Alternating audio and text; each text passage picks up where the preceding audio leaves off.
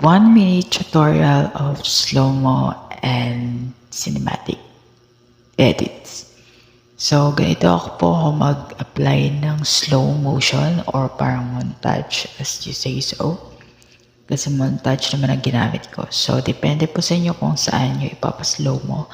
So, ang nasa taas is pang fast, ang nasa low is pang slow. So, ganun po ako mag-apply.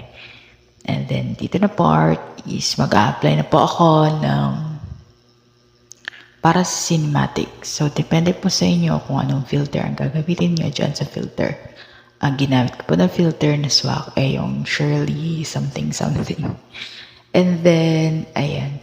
Huwag nyo lang basta pindutin kung ano yung mga dapat pindutin. Dapat tignan nyo kada video kung ano yung swak para sa paningin nyo.